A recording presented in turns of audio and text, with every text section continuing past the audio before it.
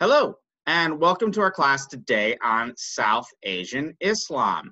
Now, as the time passes and me being a scholar of mostly South Asia, I find Islam more and more and more interesting. When I was first exposed to it in my undergraduate, it was just sort of like a dry historical story about Islam in the Arabic world. But in my encounters with Muslims and my encounters in going to various dargahs or shrines to Sufi saints in Islam and going to these all-night singing fests of Qawwali, which we'll be talking about later, which are just these rocking good time late-night sings at Sufi dargahs, at these tombs of saints. And by talking to lots of Muslims, and actually, depending on where I am, I try to stay with Muslims when I'm in India, because I generally prefer to stay with Christians, then Muslims, then Hindus. Hindus are my people and all, but sometimes sort of the purity regulations can get really difficult. Whereas Muslims are usually pretty easygoing. I mean, they don't like you to drink alcohol, but you can sure eat meat. So that I prefer to stay in Muslim guest houses in general, and I really enjoy the company of a lot of my very good Muslim friends. Though the world being what it is, and India changing how much as it is, it's hard for me because some of my closest Hindu friends in India have become really remarkably anti-Muslim in a way that's really surprising if you know the history of Islam in India. But let's get to it. So, look, here's the deal. Islam is found throughout the world. Folk usually just think of it as being just like sort of in the Middle East, like Saudi Arabia and Iran, Iraq, whatever, and maybe Egypt, and that's all they think about it. But Islam is all over the place. So you'd have to think about some of the places that you don't expect to find Islam, like in Spain, where you have the Moorish populations there. Or in Eastern Europe, there's Islam, in Bosnia and Turkey. There's, in Indonesia, there's a vibrant, one of the most vibrant and populous Muslim community or Muslim countries is Indonesia. Then you have Islam practice in Southeast Asia, in Thailand, in particular in South Thailand, there's a lot of growing Islam. It's really interesting. And then you have in China, you have these Uyghurs we're just starting to hear about, and there's a lot of them. These are guys that don't look quite Chinese, and are known for not speaking very good Chinese, but they're very long established Muslim populations that are being cracked down on these days in China. So the Uyghurs, fascinating. So for the next few weeks, we're going to be discussing, and I'd be remiss to not mention the Nation of Islam in the United States, which is very much a Black nationalist, African-American nationalist movement that is also a part of Islam, but it's not really Sunni Islam in the way you'd think. It does a lot of interesting movements. It's very much like a very interesting hybrid religion in the United States. So then for the next few weeks, we're going to look at South Asian Islam, specifically the Islam found in India, Pakistan, Bangladesh, and Burma. Usually these introductions to Asian religions courses don't even touch on Islam. So I think it's important, and I think it's fascinating. All right, so one of the things I want you to think about is Islam depicts itself as being this sort of singular doctrine and ideology. But in fact, Islam, like all religions, is local. You see this picture here of a woman in South India in front of a mosque. So Islam puts down roots in a place. So folks might talk about Islam being a religion of conquest. You hear that a lot about conversion by the sword, and this idea that Muslims their armies ran roughshod across Europe and Asia and took everything over. But in fact, you see that the places where Islam really settles and people start to convert for long periods of times, you don't see that it's a product of conquest. Islam is successful when it integrates into local cultures. It will maintain sort of like key ideologies like, who is Muhammad? How is he the prophet? What are the 5 pillars of Islam? But other aspects are more variable. So Islam in South Asia looks a lot like there's a lot of mosques, but some of the main amounts of Islamic activity happens around dargahs, which are these tombs of saints who are predominantly Sufis. And the idea is that the saint can be an intercessor between you and God. This is something that an Orthodox Sunni Muslim from, say, a Wahhabi guy out of Saudi Arabia would go nuts over. In fact, the cult of the saints and the cult of tombs and worshiping not worshiping, but having devotion to holy people who work as intercessors for God is long established in the Middle Eastern world, but in the fundamentalism of the 20th century, there have been various groups that have gone through and tried to tear down every tomb possible because they consider it the worship isn't the right sense. It is, but in the sense that we've been using worship in this class, transactions and devotion with these holy saints. This was found in the Arabic world and still is to some degree, but with the fundamentalism of the 20th century, they see this as a de-evolution of the pristine version of Islam, which I don't think ever existed in the first place. Okay, so like I was going to say, there is no pristine Islam. There is no Islam that is practiced exactly as the Prophet performed in his sort of revolutionary time, despite what fundamentalists may say. When a fundamentalist so the Wahhabis are a group of early 20th century, late 19th century folks that said they wanted to get back to the most original form of Islam. They were in Saudi Arabia. They tried to get rid of all like music. They tried to get rid of a lot of the mystical traditions to just get down to just straight up practice and only looking at the specific versions of very specific scriptures. In reality, that's not how it was in Muhammad's time. That wasn't how it was in the medieval times. So these folks that say they're going back to pristine Islam are actually inventing a new Islam. This is a religious movement we see, or this is a movement of religious rhetoric we've seen over and over in this class. When somebody says they're doing the oldest thing possible, they're usually doing something kind of on the new side. So Islam is always sort of brokered between its translocal and its local, between its ahistorical and its historical. So think about, going to a Qawwali late at night, going to a dargah, talking to a sheikh, a Muslim teacher, or a peer who's also considered a Muslim teacher. So interacting with these people, hang out in Muslim communities and listening to lectures about the mystical connection of the heart and God, the ultimate identity of God, being essentially one and no different from realizing the pristine nature of the self. This sort of stuff would be sort of more of the historical, brokered, local, regional things, as opposed to an ahistorical, non-historical notion of Islam as a pure ideology. I have a buddy who always likes to remark that people say that there is no such thing as gay Islam, and he studies gay folk who are Muslims. And he says, well, you can say there's no gay Islam, but if I go and find a gay Muslim and they're having a mosque filled with gay folks, well, you got gay Islam. If people do it, then it exists. We in religious studies are not interested in saying what is essentially true or false, or finding the most pristine notion, I keep saying, of religion, or proving if God exists or not. That's not what we're interested in. We're interested in what people do, how they do it, and how things change over time. So there are actually more Muslims in South Asia than, well, anywhere. I mean, there's 600 million Muslims in Pakistan, Bangladesh, and India. Burma included, I suppose. 600 million. That's 1/3 of the global population of Muslims. That means, in fact, there are more Muslims in the subcontinent than there are in the Middle East.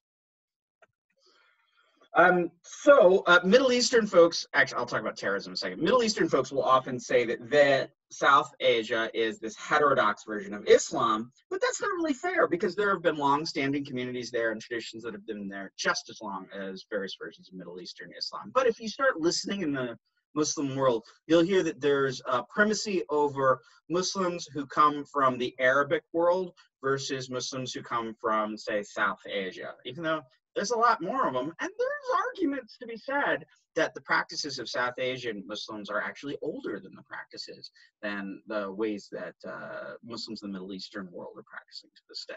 But that's another kettle of fish. Okay, so a few words on the outset about terrorism, because you have to. I love this little picture here. In case you're confused, that's a Muslim on the ground. That's a terrorist. There you go. So the thing that we do discover with terrorism is, and people don't really understand this, especially in the United States, we have this idea like the Muslim world is out to destroy the West. For the most part, they don't care. They don't care about the West. They want the West to leave them alone. What you see is that Muslim terrorists, for the most part, are fighting against the secular state. So there's tons of bombings and terrorist acts in Pakistan, but everybody are Muslims there. So who are they going after? They're going after a state that is secular or non-religious, or not religious in the way that these terrorists want them to be. So everyone is afraid of suicide bombing. Well, in a nod to Michael Jerryson, one of your great professors, at Youngstown State University, who is an old friend of mine, recruited me to teach this class. He has demonstrated that the first suicide bombers were in fact found in Sri Lanka, and they were Buddhists that were fighting against the Hindu rule of Sri Lanka. Then you have the suicide missions of the Japanese. Also, you have them Buddhists. So when you start seeing in, I think like the 60s, 70s, really, suicide bombings in the Muslim world, they were explicitly, and you can trace it back and find this, that they were actually reading some of these Buddhist authors that describe this means of suicide violence. So the suicide bomber, rooted in Buddhism, not in Islam.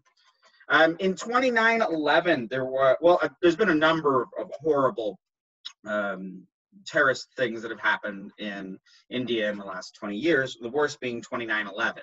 So that was the 11th of, or the 29th of November, is that 2008, I think? 2008 or 2009. There was a group of people from Pakistan who came down and took over the Taj Hotel in Bombay, shot it up, killed a bunch of people, blew up a couple of things around Bombay. It was horrifying. I was in Nepal at the time watching it on television. It was terrifying. But yeah, so again, those are Pakistani Muslims. So again, their war isn't with the West, and they were fighting against India, which is not the West. So what I want you to open up in this idea of terrorism is to challenge American notions of a clash of civilizations and see that what's really going on with terrorism in the Muslim world is to clash amongst Muslims. One of the horrible things you see in India, in fact, is there will be sort of small-scale violence that will be instigated by Muslims sometimes, and then the Hindus will reprise. We think a light estimate is for every one Hindu who is killed, there are like 10 Muslims killed in reprisal for it. So whoever starts, whatever things get escalated in India, generally when the bodies are measured out, there are a lot more Muslims killed than Hindus. Okay, so let's talk about the life of Muhammad, because we need to sort of have an idea of who is this prophet, and we'll have one more big prophet that we'll talk about later today, who will be Guru, or not today, in the class, namely Guru Nanak. Well, we've had a bunch of prophets up to this point. So Muhammad, and we're going with a biography based on sort of traditional sources. And I want you to note that this is one of the first times we're actually looking at a historical person. We can place him. We know Muhammad existed. We know where he lived. We know all about him. We haven't had that up to this point. So he was very much a product of this pre-Muslim Arabic world, which had some connections to the Hellenistic world, but was really doing its own thing. I mean, there was its connections sort of to Judaism and Christianity and Egyptian culture and whatnot. But what was going on in that pre-Muslim Arabic world were a lot of tribes that were not unified, that were in like sort of endless cycles of violence and vendettas. So Muhammad lived from 570 to 632, so peace be upon him. He lived 62 years. In his early life, he was known for being an excellent trader and arbiter. He was somebody who could like walk in and see people fighting, go like, all right, let's get this together, and he would work it out for everybody. In 595, he married an older woman, a widow. He was 25, she was 40, named Khadija. And a few years after his marriage, he was beginning to become a kind of decent merchant. He was doing all right for himself, but he starts retreating to these caves to pray. So while he was retreating to these caves to pray, over a little bit of time, in these hermitages, over a little bit of time, suddenly something happens. In 610, the archangel Gabriel shows up and begins a series of revelations that continue throughout his life. So for another 22 years. So he was about 40 years old at this time. So you got time until you're 40 to really make something of yourself if you want to start a religion and change the world. I'm past that, unfortunately. So he's retreating to these caves to pray. And in 610, the angel Gabriel appears to the prophet. Now, you'll also notice I'm not showing any pictures of Muhammad. Within Islam, there is, not only is there an injunction against drawing pictures of the prophet, in Islamic art, you'll see that there's very little depictions of even humans in general, for the sake of sort of blasphemizing the inherent gloriful form of God. So I'll show some pictures of angels, but I'm not going to show any pictures of Muhammad because, fair enough. If it was an art history class, then I would, but it's not. And I'm perfectly happy to not show pictures of Muhammad because we don't have any. We've got some really lovely pen and ink, sort of what we call like a prose, what do you call it? a prose painting of them. Yeah, okay. So there were 22 years of revelations ongoing. So the Quran is actually written in a specific style of Arabic they call Quranic Arabic. It's some of the oldest Arabic, and that is the revelations that Gabriel gave to Muhammad over his life. Now, also Muhammad is thought to, there's thought that later, people several hundred years later, collected these things called hadith. These are the later sayings in the life of the prophet. They can be things he said and people remember, or stories about him, and various groups put more and more emphasis on them, and others don't care for them that much. I think they're really interesting myself. Okay, so what happens is there's this 3-year gap that happens in which he doesn't get any more revelations, and he's starting to tell people, you know, there is no God but God. He's starting to talk about the ways of practice, the 5 pillars of Islam and whatnot. So he's beginning a new religion in private. So after 3 years, suddenly the revelations begin again. Gabriel comes, starts speaking to him again, and commands him to start preaching. So he begins preaching publicly. Now, most Meccans people, he was, like I said, he was born and lived in Mecca. So most of the people in Mecca really resisted him. They didn't like his ministry. They didn't care that he was critiquing Arabian polytheism and idol worship. They didn't care for his notion of absolute monotheism. Now, some of Muslims' early followers left and went actually over into Africa, but a majority of them stayed with him. In time, we come to the year 619. This is called the Year of Sorrow, when Muhammad's favorite uncle dies, and as does Khadija, his wife, who is his beloved wife. It's also right around this time that he marries Aisha, who becomes his most beloved wife for the rest of his life. All right, so in 1622, Muhammad, and this is 10 years before he dies, Muhammad and his disciples leave for a place called Medina. Now, Medina is a town, it's like 350 kilometers away or something like that. And it's just filled with like warfare and chaos and whatever. But Muhammad rolls in and he's able to unify them together, get them together, set up sort of a religious group called the Ummah, who are the community of the faithful. And he gets them settled, and he actually institutes this idea of the people of the book, which say that Jews and Christians in the area are to be supported, and they're not forced to convert, so they have to pay a tax to the Muslims. He has almost a utopia. Now, utopia, remember, means no place, a place that can never quite work out. So he's experimenting with a new style of life and living in which all these people that never could get along could get along. Now, we see, in fact, that the early converts, the tribes that were early converts in Medina, were ones without strong rulers, without strong leaders. So by converting to Islam, their tribe gets united with this other big group, the Ummah, the community of the faithful, and they get Muhammad as a follower, and he's like kind of the greatest leader of all time. He's really good at military stuff. He's really good at knowing people. He's very wise, just practically. He's good at dealing with problems. All right, so continuing right along, there's conflict with Mecca. Now, we do know that Mecca will become the major site of pilgrimage in the holy city of Islam, but remember, the Meccans didn't like him. In fact, they were threatening to assassinate him, which is why he left. So once he's sort of unified the tribes with Medina up in the north, he realizes he's going to have to go down and fight with Mecca. So there's some military stuff, but the important thing is, because I don't want to get a lot of this rise in Muhammad's life gets too stuck in like battles and conquest and leaders. The important thing is he brokers a truce with Mecca, and then in 629, he goes down there and he takes it over. He brings his followers back, he unifies everybody together, and people get on board. Now, in 632, he's been back in Mecca for a little while, but he takes his great Hajj. He does the pilgrimage to the Black Rock. He does the whole thing. And we'll talk about the Hajj in a minute. And but he gets really sick and he dies. And they have his tomb is in Aisha, his most beloved and youngest wife. He had 13 wives. He married Khadija and Aisha, I believe, in Mecca, but in Medina he took 11 more wives, which was fitting for the time.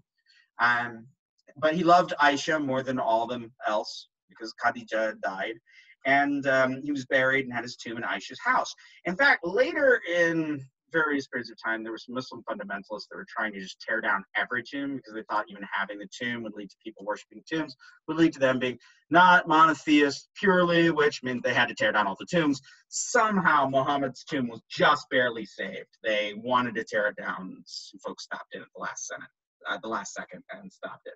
So what I want you to understand about Muhammad is he institutes a new religion, but he also creates a new system of rule outside of the old Arabic paganism, which just wasn't working and was leading to just absolute chaos all around. He got everybody together. He unified the Arabic world, and the succession of sort of religious leaders and military leaders were the ones that did unify this Muslim world and led to them making it over to India in various waves. So what I wanted you to see is that Muhammad was able to draw together a wide range of warring groups. He consolidated rule in Mecca and Medina. He established an overarching monotheism that in many ways, in his initial way he describes it, that there is only one God and Muhammad is his prophet, is in many ways more monotheistic than Christianity or Judaism. I mean, what is this triune God, and who are all these angels, and what's going on? How is this monotheism?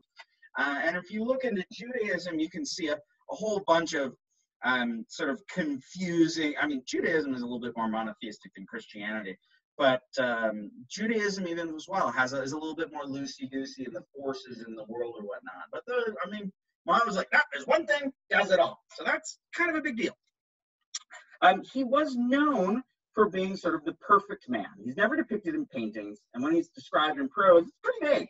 So there is some discussion of him having a thing that's the size of an egg on his body, like some sort of raised mole that was a sign that he would be a prophet. I don't know, who's that sound like? The Buddha and Mahavir quite a bit. These prophets, they seem to have some wacky thing that really sets them apart. Over time, people come to have devotion for Muhammad himself as the perfect man and the prophet. The question is, would he have accepted that in his life? It's hard to say.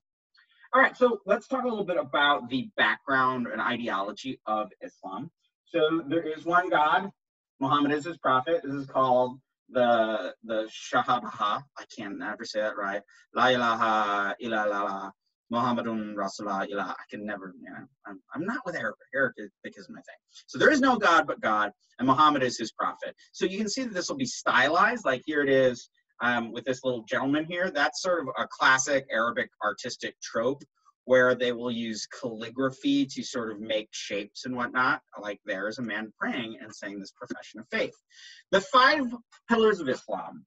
So you have the Shahada, which is the profession of faith. There is no God but God, and Muhammad is his prophet. I was approached one time I was in East Lansing, and it was in my undergraduate. I was studying Hinduism, and I met this Muslim guy.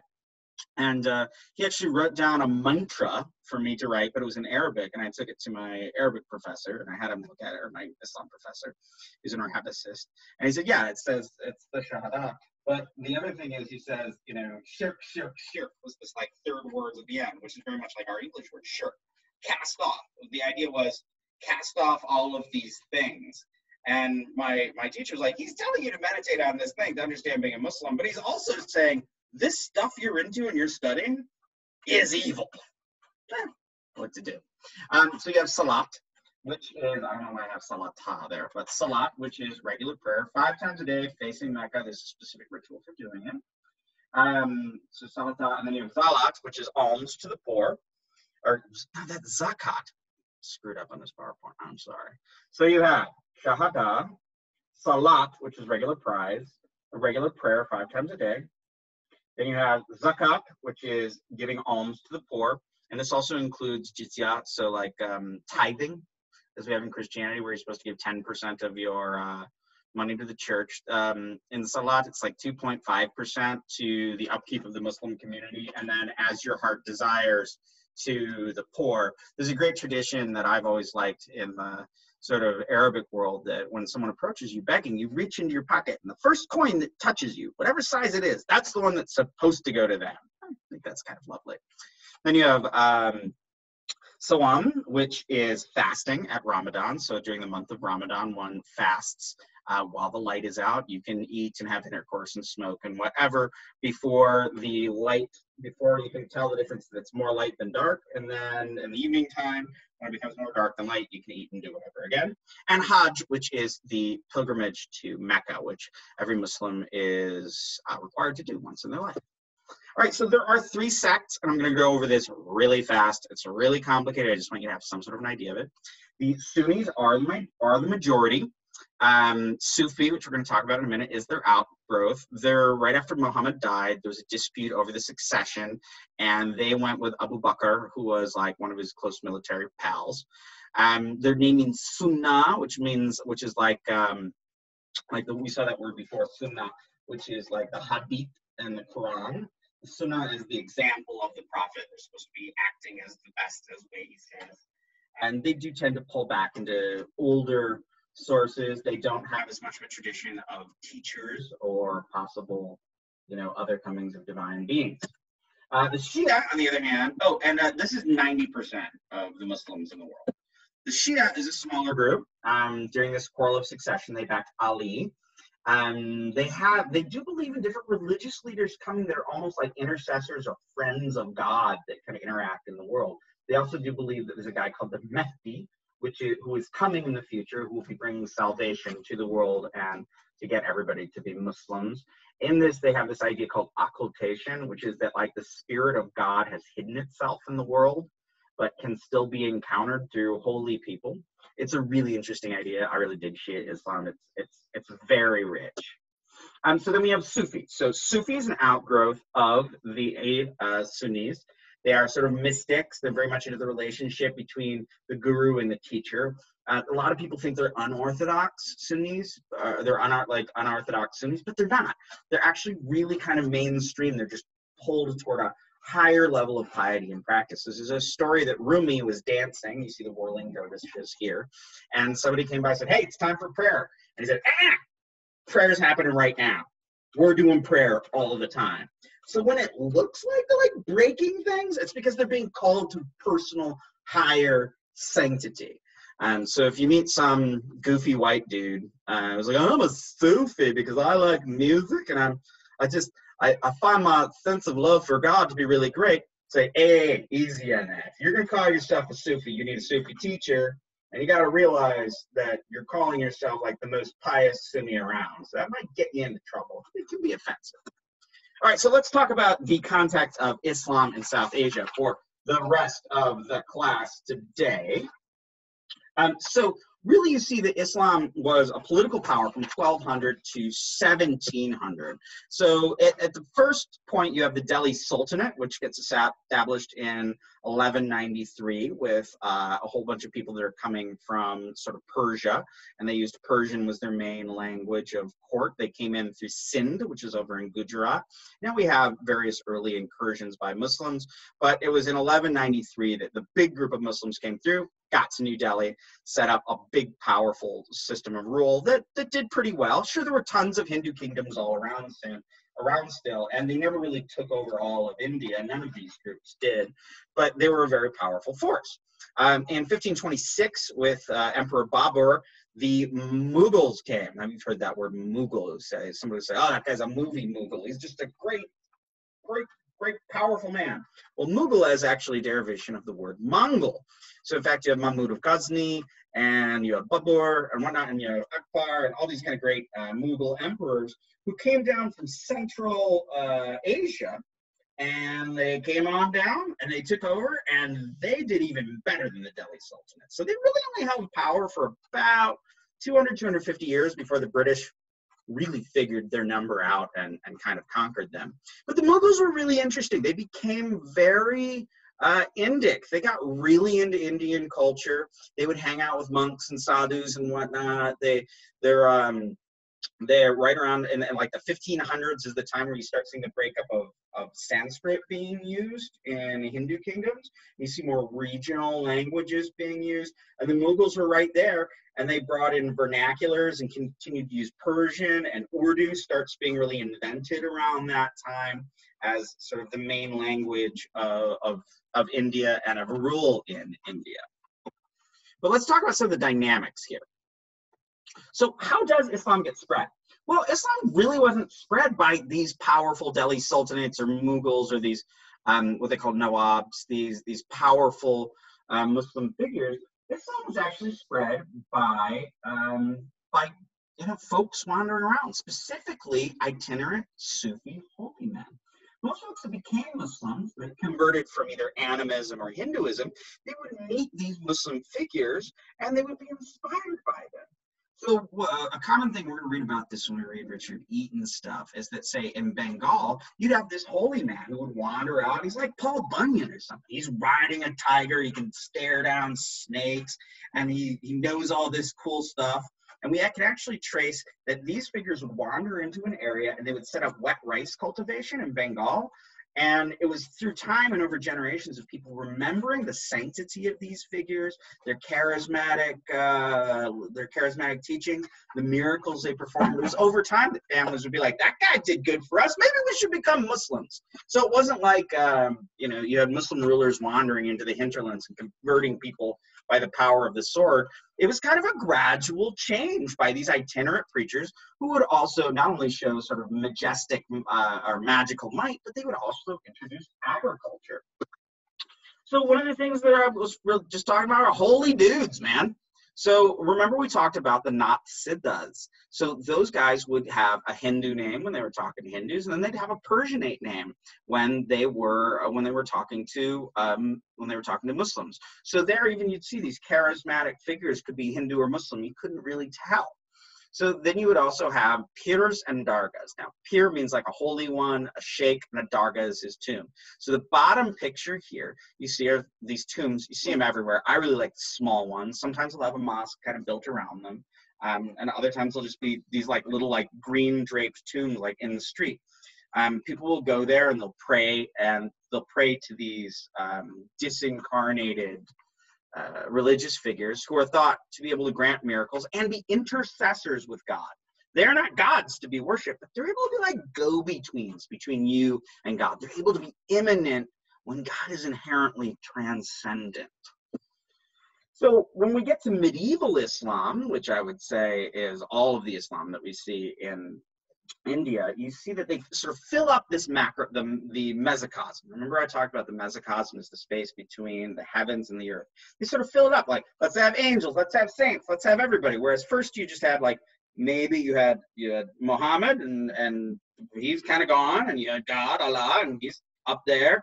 But what they did in medieval India and throughout the Arabic world as well is they sort of created all these sorts of different intercessors and figures that could be in the middle that people could interact with. And you also see quite a bit of astrological magic, and people would connect angel figures and jinn figures with astrological events, and that's where you see traditions of medieval Indian Islam.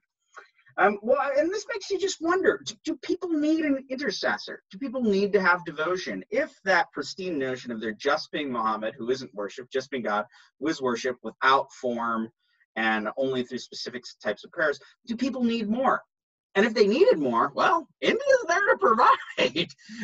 So they were able to integrate all sorts of local religious traditions into Islam, especially into these charismatic saints, the worship at their tombs, and that also gives you a chance to have this sort of devotional connection.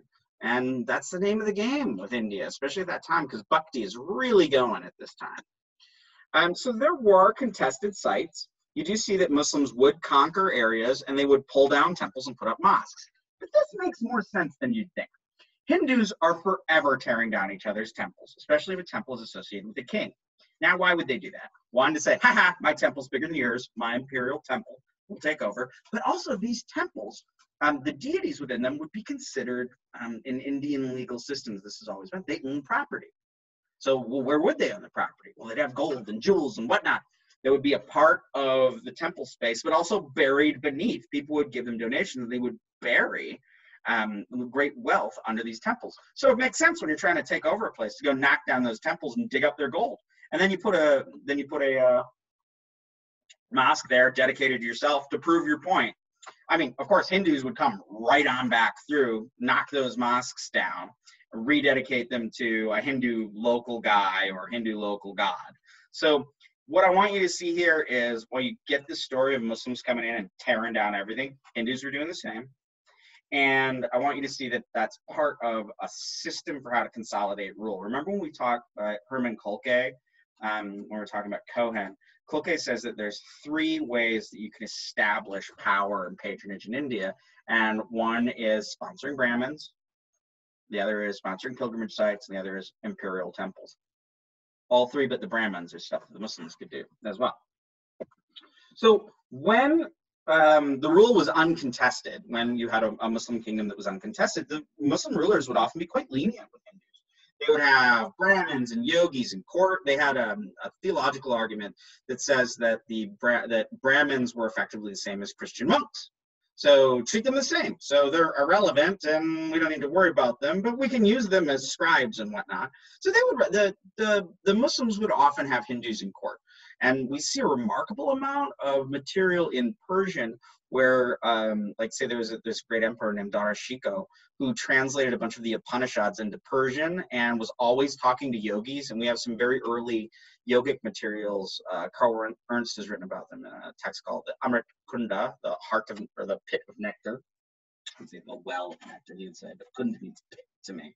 So the pit of nectar, in which you'd see that these Muslims had very powerful interaction with yogic theory, and then they would integrate that into a system that would be more sort of translatable into a Muslim world. So in the sense that we see the Yoga Sutras, which are a 2nd century text, the 2nd to 4th century text that actually gets translated into Persia and makes it all the way to Iran. So Muslims did interact with Indian religious folks and incorporated some of the ideas of bhakti and yoga into their own sort of religious texts that did manage to travel around quite a bit.